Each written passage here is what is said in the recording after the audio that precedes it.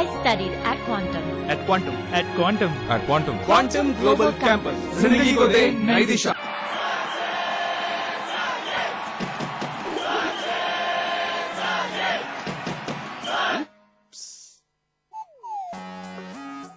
जोड़ी सही होनी चाहिए, जैसे सचिन और उनका बल्ला। जैसे लुमिनस इन्वर्टर और लुमिनस ट्यूबुलर बैटरी। पाइए 40% एक्स्ट्रा बैटरी लाइफ और 40% एक्स्ट्रा बैकअप। लुमिनस, जिस पे देश करे भरोसा।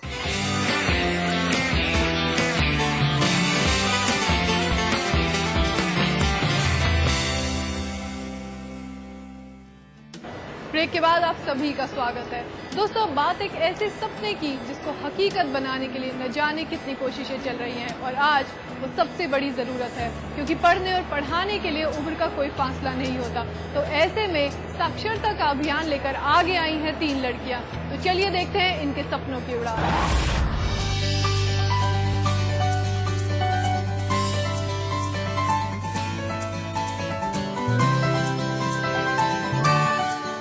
अपनी दुनिया में मस्त, किताबों में खुद को डुबाए ये बच्चे बहुत खुश हैं, बहुत उत्साहित हैं और हो भी क्यों ना, इन्हें मौका जो मिला है पढ़ने का।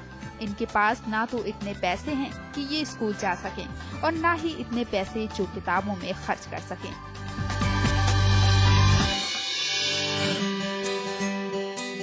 इन गरीब बच्चों के लिए पढ़ना लिखना बहुत आसान नहीं था, लेकिन इसे आसान कर दिखाया है इन 3 बच्चियों ने, जिनकी खुद अभी स्कूल जाने के दिन हैं।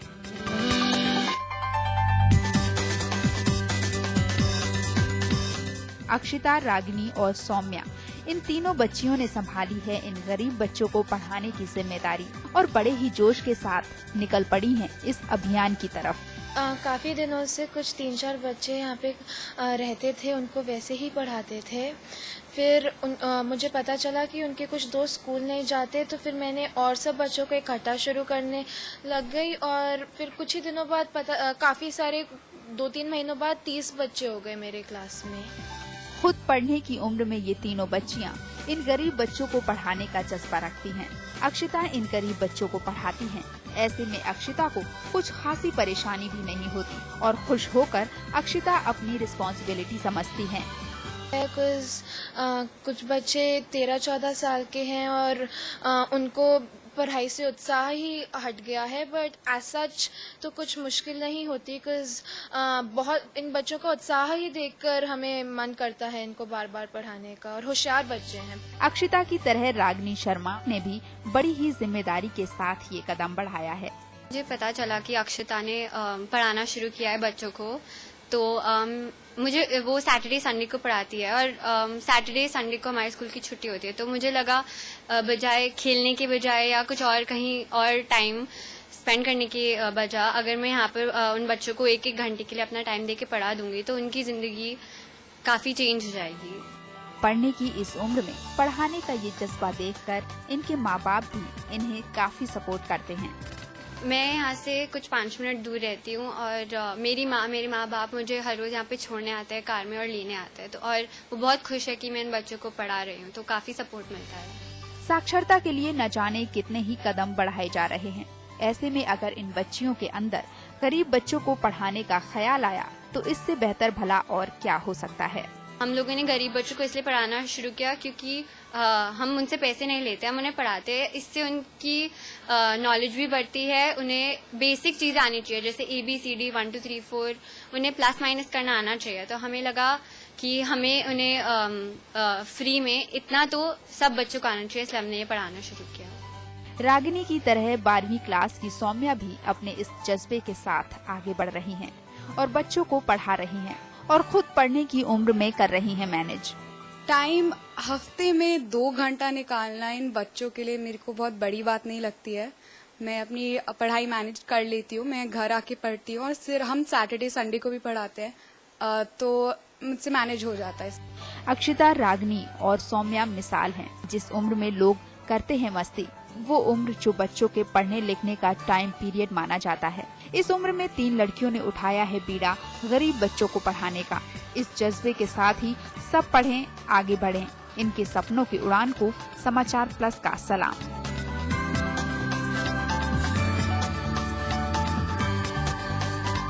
विजय त्रिपाठी, समाचार प्लस। दोस्तों, गपशप और कॉफी है ना एक बेहतरीन आइडिया, लेकिन इसके साथ साथ अगर एक बढ़िया स्नैक्स हो जाए तो क्या बात है। तो चलिए चलते हैं हमारी कुकिंग क्लास में, जहां विनीता लेकर आई है स्पेशल डिश जिसका स्वाद आपको रहेगा हमेशा याद।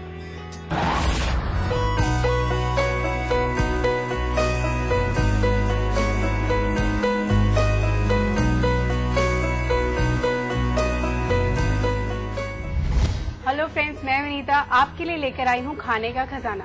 यहाँ हम आपको बनाना सिखाएंगे ऐसी डिशेस जो है बनाने में आसान और खाने में है लाजवाब। तो चलिए मिलते हैं हम आज के हमारे शेफ से, मिस्टर रमन मारवा। नमस्कार, मैं शेफ रमन मारवा ग्रेविटी रेस्टोरेंट से। आज हम आपको सिखाएंगे एक बेहतरीन छोटा सा स्नैक्स जो घर में आसानी से बन सकता है। उसका नाम है बादल जाम।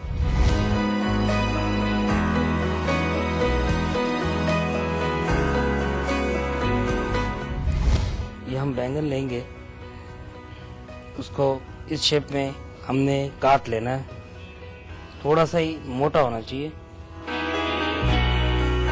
3 पीसेस में हम काट लेंगे और इसको बीच में से ये क्रॉस काटना है ताकि इसके अंदर नमक, हल्दी और इसके मसाले इसके अंदर चले जाएं।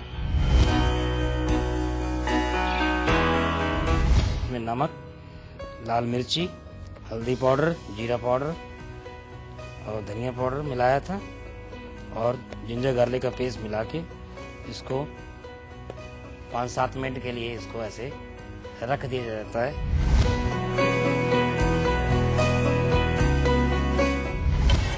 ऑयल अच्छी तरह से जब ये गर्म हो जाएगा तो इसमें हम इसको टॉस करेंगे। इसको इनकी फ्राई करना है, मीडियम फ्राई।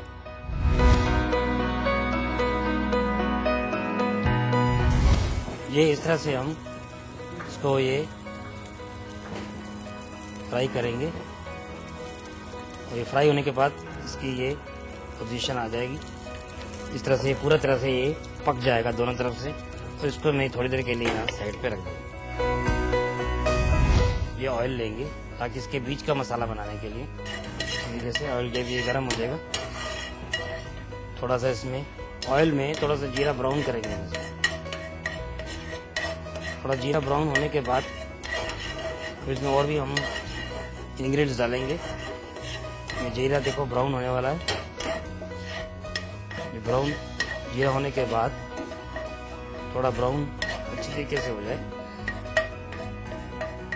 ये ब्राउन होने के बाद अब इसमें हम थोड़ा सा ये चॉप गार्लिक लिया है, तो इसको थोड़ा सा हम ये ब्राउन करेंगे, पकाएंगे इसको ऑयल में हल्की आंच में। ये पकता जाएगा।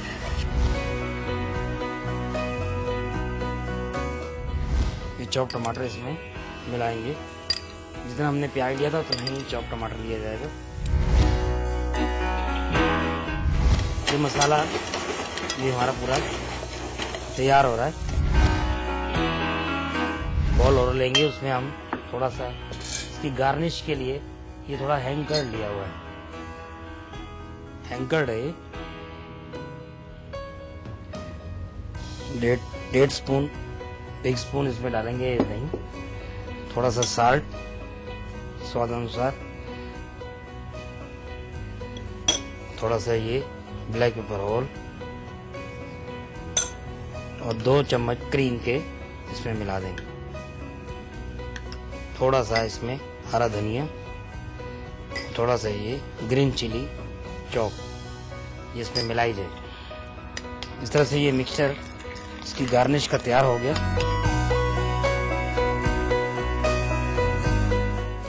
अब हम दोबारा वही बैंगन लेंगे जो हमने मीडियम फ्राई किए थे। अच्छे तरह से गर्म किया जाएगा। ये पक गया है अंदर से, इसको गर्म किया गया। गर्म करने के लिए दोबारा से इसको आंच पे रखा गया है। इस तरह से ये बैंगन रख दिया जाता है पहले प्लेट में। जो ये टमाटर का हमने मिक्सचर तैयार किया था, ये सेंटर में पूरा भर देंगे इसको ऊपर तक। जो गार्निश हमने बनाई थी दही की, ये इसके ऊपर थोड़ी थोड़ी सी रख दी जाती है। इसी की दही है, बहुत बेहतरीन तरीके से इसको फिर स्वाद अनुसार खाया जाता है। इस तरह से हमारी ये डिश तैयार हो गई है। इसका नाम है बादल जाम।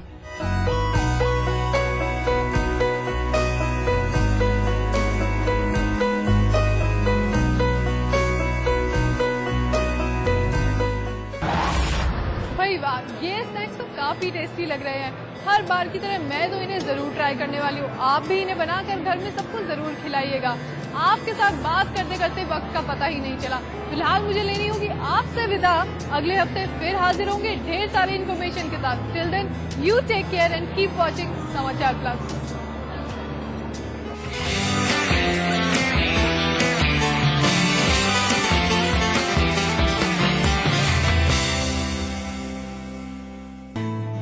India's largest university, with 25,000 students from 26 states of India and 16 countries, 25 international tie-ups, placements in 300 corporates, hostel facility for 15,000 students, ranked amongst the top universities of India, 600-acre campus, lovely professional university, transforming education, transforming India.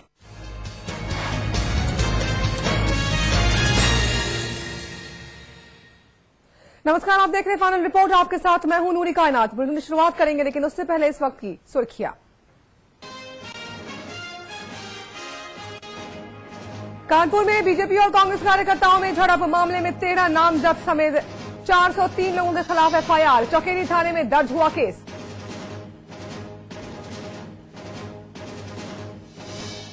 Raebareli में दबंगों की दरिंदगी, जमीन विवाद में काटी 11 साल की मासूम की उंगलियां। वारदात को अंजाम देकर आरोपी दरिंदे फरार। आसाराम बापू ने फिर खोया आपा। गाजियाबाद की सभा में मीडियाकर्मी को मारा थप्पड़। कविनगर थाने में मारपीट का केस दर्ज।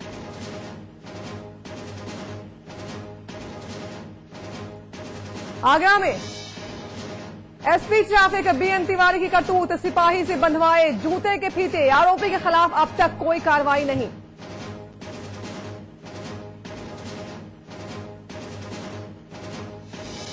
सुल्तानपुर में सपा विधायक की दबंगई, हथियारबंद समर्थकों के साथ बीएसए को दफ्तर में बंधक बनाया। चहेते अध्यापकों का मनचाहा ट्रांसफर न होने से भड़के।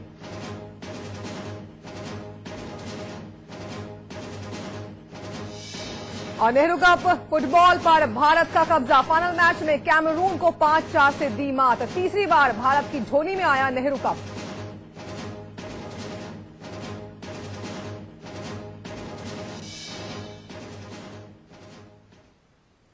तो आसाराम बापू का काला चेहरा एक बार फिर से सामने आया है। गाजियाबाद में एक कार्यक्रम के दौरान उन्होंने मीडिया कर्मियों से बदसलूकी की, साथ ही एक वीडियो जर्नलिस्ट को थप्पड़ भी मार दिया। और जब समाचार प्लस ने उनके प्रवक्ता से बात करनी चाहिए तो उन्होंने कोर्ट में घसीटने की धमकी दे डाली। आशाराम बापू की दबंगई, पत्रकार को मारा थप्पड़, प्रवचनकारी बना गालीबाज, सरेआम दी गालियां।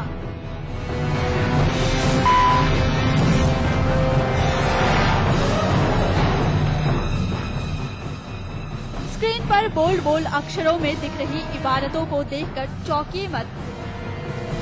हम उसी आशाराम बापू की बात कर रहे हैं जिसके नाम पर लाखों भक्त आंख मूंद कर भरोसा करते हैं।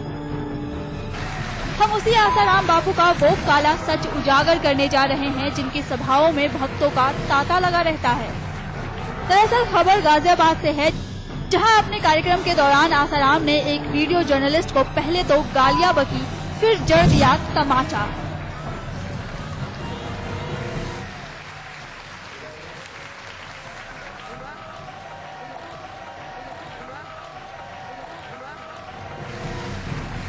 देखा आपने, ये उसी मीठ बोले बाबा की करतूत है जो मन से तो ज्ञान और आस्था की बड़ी बड़ी बातें करते हैं, लेकिन हकीकत में उनकी जुबान से निकलती है सिर्फ भद्दी गालियां। हम आपको वो गालियां सुना नहीं सकते, लिहाजा हमें बीप की आवाज लगानी पड़ रही है। ये घटना पहली बार नहीं पेश आई है। चंद दिनों पहले आसाराम ने कानपुर समेत कई जगहों पर भी मीडिया कर्मियों से बदसलूकी की थी। जब इस बारे में समाचार प्लस ने उनके प्रवक्ता से बात करना चाहा तो खुलेआम हमें धमकी